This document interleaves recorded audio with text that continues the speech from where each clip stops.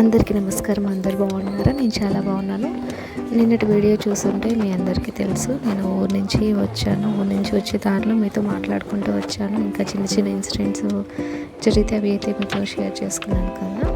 ఈరోజు వీడియోలో అయితే నేను ఊరు నుంచి వచ్చాక నా ఇంటి సిచ్యువేషన్ ఎలా ఉంది, ఇంకా ఏమేమి పనులు చేశాను, ఇంకా ఒక ఎక్స్పీరియన్స్ అనమాట, బ్యాడ్ ఎక్స్పీరియన్స్ అయితే అది కూడా ఇంటికి వచ్చాక ఈరోజు జరిగిందనమాట. అది బ్యాడ్ ఎక్స్పీరియన్స్ కూడా మీతో షేర్ చేసుకోవాలనుకుంటున్నాను. ఎందుకంటే అలాంటివి తెలుసుకోవడం వల్ల ఏంటంటే మనకు కూడా ఫ్యూచర్లో అలాంటి సిచ్యువేషన్స్ ఏమైనా ఎదురైతే ఈజీగా బయటపడడానికి బాగుంటుంది, తెలుస్తుంది, ఒక ఐడియా అంటూ ఉంటుందని చెప్పేసి మీ అందరితో షేర్ చేసుకోవాలనుకుంటున్నాను. కాబట్టి వీడియో అయితే లాస్ట్ వరకు చూడండి, స్కిప్ చేయొద్దు. ఇది చాలా ఇంపార్టెంట్ ఇన్ఫర్మేషన్ అనమాట. అది ఊరు నుంచి వచ్చాక మా ఇంటి పొజిషన్ ఇది అనమాట. ఇంకా పైకి ఎక్కుతూనే చూసాను అనమాట ఇల్లు ఎలా ఉంది ఏంటి అనేది. ఇంకా వాతావరణం చూసి నేను అసలు తట్టుకోలేకపోయాను. ఇప్పుడు క్లీన్ చేయాలన్నట్టు ఉంది, కానీ ఇంకా జర్నీ చేసి అలసిపోయాను కదా అనేసి ఆ రోజు ఈవినింగ్ వచ్చాను అనమాట. ఇంకా అలానే వదిలేసాను. ఇంకా నెక్స్ట్ డే మార్నింగ్ మొదలుపెట్టాను. ఇంకా నెక్స్ట్ డే మార్నింగ్ 6కి లేచాక ఇదనమాట నా పని. ఫస్ట్ పని అయితే ఇది. ఫస్ట్ అయితే ఇంటి ముందు అయితే క్లీన్ చేసుకోవాలి, లేకపోతే ఇంకా నేను అసలు నైట్ ఎంత ప్రశాంతంగా పడుకున్నానో లేదో అదే గుర్తొస్తుంది అనమాట ఎప్పుడు క్లీన్ చేయాలని. ఎందుకంటే అంత ఘోరంగా ఉందన్నమాట. అంటే ఇంటి పక్కన పోషన్ వాళ్ళు ఉన్నారు కదా, కొంచెం పైన క్లీన్ చేస్తారేమో అనుకున్నాను, కానీ ఇంకా అందరు నాలాగా ఆలోచించరు కదా. నేనైతే ఇంటికి షిఫ్ట్ అయిన 1 మంత్ తర్వాత కూడా కాదు, 1.5 మంత్ తర్వాత వాళ్ళు ఊరు నుంచి అయితే వచ్చారు. 1.5 మంత్ వాళ్ళు ఎవరు ఇంట్లో లేరనమాట. లేకపోయినా సరే నేను డైలీ వాళ్ళ ఇంటి ముందైతే ఊడ్చి కడిగేదాన్ని. అంటే నా స్వార్థం కూడా ఉంది, ఎందుకంటే వాళ్ళ ఇంటి ముందు దుమ్ము ఉన్న బురద ఉన్న అదంతా మా ఇంటి ముందుకు వస్తుంది, వర్షం వస్తుందని చెప్పేసి క్లీన్ అయితే చేశాను. అది ఒక రీజన్. ఇంకోటి ఏంటంటే ఇంకా మొత్తం ఒకటే ఇల్లు కదా, ఒక పక్క నీట్గా ఉన్న, ఒక పక్క దట్టిగా ఉన్న చూడడానికి ఏం బాగోదు, మనకు కూడా నెగిటివ్ ఫీలింగ్ అనిపిస్తుంది అని చెప్పేసి వాళ్ళు కూడా రోజు క్లీన్ చేసేదాన్ని. ఉదయం సాయంత్రం ఊడ్చేదాన్ని. మార్నింగ్ లేవగానే వాళ్ళది కూడా కడిగేదాన్ని. కానీ అందరు మనలాగా ఉండరు. మనం ఏదో చేసామని చెప్పేసి మనం అవతల వాళ్ళ నుంచి సేమ్ అదే ఎక్స్పెక్ట్ చేయడం అనేది మనదే బుద్ధి తక్కువ పని అనమాట. ఎందుకంటే మనం చేసామని చెప్పేసి అవతల వాళ్ళు కూడా అనుకోవద్దు, చేయాలని కూడా ఎక్స్పెక్ట్ చేయొద్దు. మనకు నచ్చితే ఏదైనా పని చేయాలి, లేకుండా లేదు. ఒకవేళ చేసినా కూడా సైలెంట్గా ఉండాలి, కానీ మేము చేసాము మాకు కూడా చేయాలి అని చెప్పేసి మనం ఎదురు చూడొద్దు అనమాట. అదైతే నాకు బాగా తెలిసి వచ్చింది. ఇంకా నేను 3 days ఊర్లో లేను, 3 days వెళ్ళామన్నమాట ఊరికి. ఇంకా 3 days మా ఇంటి పరిస్థితి ఇలా అయిపోయిందనమాట. అంటే కొంచెం మా ఇంటి పైన పెంకుల్లాగా ఉంటాయి అన్నమాట. అక్కడ బర్డ్స్ అవి తిరుగుతూ ఉంటాయి, దానివల్ల వాటి రెట్టెలు అవి ఇవి పడుతూ ఉంటాయి. ఇంకా చెట్లు పెట్టాను కదా, వాటి ఆకులు, ఇంకా డస్ట్ అయితే బాగా వస్తుందని చెప్పాయి కదా, అది దానివల్ల ఇల్లు ఇంకా ఘోరంగా అయిపోయిందనమాట. ఇంకా వెళ్ళే ముందు నేను ఇంట్లోపల విండోస్ అన్నీ క్లోజ్ చేసి, అంటే వెళ్ళే ముందు అంతా క్లీన్ చేసుకొని వెళ్ళాను కాబట్టి ఇంట్లో మరి అంత డస్ట్ అయితే ఏం లేదు. కానీ ఇంటి బయట అయితే బాగా మట్టి అయితే ఉందన్నమాట. చూడండి, మీకే కనిపిస్తుంది ఎంత మట్టి ఉందో, వస్తూ ఉంది. ఇంకా ఊడ్చి అయితే పైన కడిగేసాను. ఇంకా డీప్ క్లీనింగ్ అంతా చేసి, బాబు స్కూల్ కూడా ఉంది, లేట్ అయిపోతుందని చెప్పేసి ఇంకా స్పీడ్గా ఊడ్చేసాను. ఇంకా ఎలాగో వర్షాకాలం కాబట్టి మనం కడగపోయినా కొంచెం అన్న క్లీన్ అయిపోతుంది కదా అని చెప్పేసి లైట్గానే వాటర్తో పోసి తుడిచేసాను అనమాట.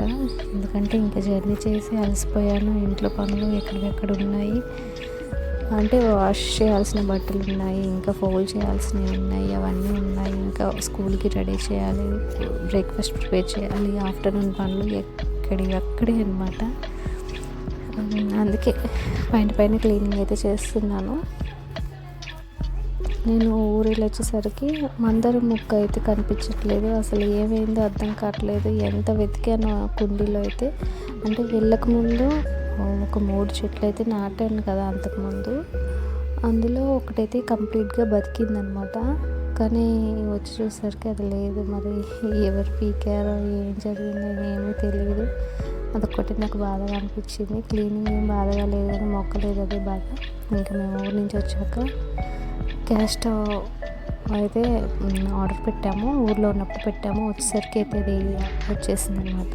ఇంకా దాన్ని అయితే డెలివరీ బాయ్ ఇంట్లో ఇచ్చి జస్ట్ అలా ఓపెన్ చేసి చూసి ఫోటో తీసుకొని వెళ్ళారు. ఎందుకంటే డ్యామేజ్ ఏమైనా అయి ఉంటే అప్పటికప్పుడు తీసుకెళ్ళే వాళ్ళు ఇంకా ఫోటో తీసుకొని వెళ్ళారనమాట. నన్ను కూడా చెక్ చేసుకోమన్నారు. చెక్ చేశాను, కానీ దాన్ని ఇంకా ఓపెన్ అయితే చేయలేదు. ఓపెన్ చేయాలి మంచి రోజు చూసి. ఇంకా ఆ పనులు అయిపోయాయి. ఇంకా కుకింగ్ పనులన్నీ అయిపోయాక ఇదనమాట. ఇంకా వెళ్ళేటప్పుడు అన్ని వాష్ చేసి అక్కడ పడేసి వెళ్ళాను. ఇంకా అవన్నీ కూర్చొని ఫోల్డ్ చేస్తున్నాను. ఇవి ఫోల్డ్ చేయడానికి నాకు 1 అవర్ పట్టింది. ఎన్ని పనులు ఎలా ఉన్నా ఈ పనులు జరుగుతూనే ఉండాలి, చేస్తూనే ఉండాలి. కానీ మనం చేసే పనులకి ఎవరు గుర్తింపు ఇవ్వరనమాట. అది కొంచెం బాధ. కానీ ఏం చేస్తాం, వాళ్ళు గుర్తించకపోయినా మన పనులు మనం చేసుకుంటూ పోవాలి. ఇంకా ఒక బ్యాడ్ ఇన్సిడెంట్స్ అయితే జరిగిందని చెప్పాను కదా. నాకైతే ఒక నెంబర్ నుంచి కాల్ అయితే వచ్చింది. అంటే పడడం ట్రూ కాల్లో అయితే స్పామ్ అనే పడింది. నేనైతే ఒకటి ఆర్డర్ పెట్టాను, దానికోసం ఏమైనా కాల్ చేస్తున్నారు. ఒక్కోసారి అలాంటి కాల్స్ కూడా స్పామ్లోకి వెళ్ళిపోతాయి అని చెప్పి ఇంకా లిఫ్ట్ చేశాను అనమాట. లిఫ్ట్ చేసేసరికి వాళ్ళైతే మీ అడ్రస్ ఒక పర్సన్ ఇచ్చారు. వాళ్ళు క్రెడిట్ కార్డు యూజ్ చేస్తున్నారు, క్రెడిట్ కార్డ్ బిల్ పే చేయక 4-5 months అయింది. వాళ్ళు మేము నెంబర్ ఇచ్చారు, అందుకే మేము కాల్ చేస్తామనేసరికి నేను ఒక్కసారి షాక్ అయ్యాను అనమాట. అడ్రస్ అయితే నాదే చెప్తుంది, డీటెయిల్స్ అన్నీ నాది చెప్తుంది, కానీ ఆ పర్సన్ ఎవరైనా ఏంటనేది నాకు తెలియదు. వాళ్ళు ఎవరో బిల్ పే చేయలేదని చెప్పేసి వాళ్ళు నా నెంబర్ ఇచ్చారంట. నా డీటెయిల్స్ చెప్తుంది. నేనేమి వాళ్ళకి ఎవరికి ఏ డీటెయిల్స్ షేర్ చేయలేదు, ఎవరికి ఏం ఇన్ఫర్మేషన్ ఇవ్వలేదు, నాకు తెలియదండి. నేను ఈలోపు పోలీస్ కేసు ఫైల్ చేసి కనుక్కుంటాను. నాకు ఎవరైనా తెలిసిన వాళ్ళు ఉన్నారో మా హస్బెండ్ వాళ్ళని కూడా అడుగుతాను అని చెప్పి కాల్ అయితే కట్ చేశాను. తర్వాత కాల్ చేస్తే వాళ్ళు ఎవరూ లిఫ్ట్ చేయలేదన్నమాట. అంటే నేను చేసిన మంచి పని ఏంటంటే వాళ్ళతో కాల్లో ఉన్నప్పుడే పోలీస్ కేసు ఫైల్ చేస్తా అని చెప్పాను అనమాట. ఇంకా వాళ్ళు ఫేక్ అనుకుంటా, అందువల్ల ముందే అలర్ట్ అయిపోయారు. ఇంకా నాకు ఒక నెంబర్ అయితే ఇచ్చారు, ఆ పర్సన్కి కాల్ చేయమని చెప్పారు. వాళ్ళకి కాల్ చేస్తే అసలు అలాంటి వాళ్ళు ఎవరు లేరంట. అసలు ఏం చేయాలో అర్థం కావట్లేదు. ఎలా ఉన్నారు మనుషులు అంటే సడన్గా నేను కూడా నమ్మేశాను అనమాట. వాళ్ళు చెప్పేది నిజమేమో. నా కార్డ్ అంటే నా డీటెయిల్స్, ఆధార్ నెంబర్లు డీటెయిల్స్ అవన్నీ తెలుసుకొని ఎవరో క్రెడిట్ కార్డ్ యూజ్ చేస్తున్నారు. ఇప్పుడు వాళ్ళు కట్టలేదు కదా, నేనే కట్టాలా ఏందా నన్ను భయం వేసింది ఒక్క క్షణంలో. ఇంకా తర్వాత నిదానంగా కూర్చొని ఆలోచిస్తే అర్థమైందనమాట, ఇలాంటివి జరుగుతూనే ఉంటాయి, ఫ్రాడ్ కాల్స్ వస్తూ ఉంటాయి. సో భయపడొద్దు, మనం డేర్గా మాట్లాడాలి. ఏదైనా ఉంటే ఫేస్ టు ఫేస్ వచ్చి కలమ్మని చెప్తే వాళ్ళే నిజమో కాదని తెలుస్తుంది కదా అనిపించింది. తర్వాత అలానే ఆలోచించి మా హస్బెండ్కి అయితే నెంబర్ షేర్ చేశాను. ఆయన కాల్ చేస్తే ఎవరు లిఫ్ట్ చేయలేదు. ఇంకా అక్కడే అర్థమైపోయింది అనమాట వాళ్ళు ఫేక్ అని. అంటే నేను కాల్లో ఉన్నప్పుడే పోలీస్ ఇట్లా మాట్లాడేసరికి వాళ్ళు కొంచెం భయపడి ఉంటారు. అంతేకాకుండా నేను కాల్లోనే చెప్పాను, మా హస్బెండ్తో మాట్లాడి మళ్ళీ కాల్ చేస్తానని చెప్పి. సో వాళ్ళు అక్కడే సదురుకున్నట్టున్నారు. అంటే చూడండి, కొంచెంలో కొంచెం మిస్ అయ్యాను అనమాట. నేను చదువుకున్నాను, జాబ్ చేశాను, నాకు కొంచెం బయట జరిగే సిచ్యువేషన్స్ అన్నీ తెలుసు. అయినా సరే ఒక్క సెకండ్లో నమ్మేశాను అనమాట. అదే చదువులేని వాళ్ళైతే నిజమే అంటారు, ఎంతో కొంత ఇస్తామండి అని చెప్పేసి కాంప్రమైజ్ అవ్వడానికి ఏదో ఒకటి డబ్బు పే చేస్తామని మోసపోతూ ఉంటారు. ఇలాంటివి నేను ఫేస్ చేస్తాను అనుకోలేదు, కానీ నా జీవితంలో నేను అది కూడా ఎక్స్పీరియన్స్ అయ్యాను అనమాట. కొంచెంలో తప్పించుకున్నాను. అంతేనండి ఈరోజు వీడియో. ఇంకా ఈ సిచ్యువేషన్ని నెక్స్ట్ ఏం జరిగింది ఏంటా అనేది నెక్స్ట్ డే వీడియోలో అయితే అప్లోడ్ చేస్తాను. ఇంకా క్లియర్గా చెప్తాను. నేను కొంచెం వర్క్లో ఉండడం వల్ల క్లియర్గా చెప్పలేకపోతున్నాను.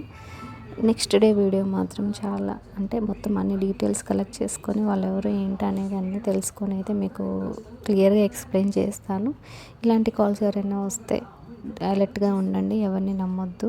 ఏదైనా ఉంటే డైరెక్ట్గా వచ్చి మాట్లాడుకుందాం అని చెప్పేసి అనండి, కానీ ఫోన్పేలు చేస్తా అది ఇది అని చెప్పేసి ఎవరికి ఇలాంటి పేమెంట్ చేయడం మాత్రం చేయకండి. ఇంట్లో చదువుకున్న వాళ్ళు కొంచెం పెద్దవాళ్ళకైతే ఇలాంటి సిచ్యువేషన్స్ ఏమైనా వస్తే వాళ్ళతో షేర్ చేసుకోండి.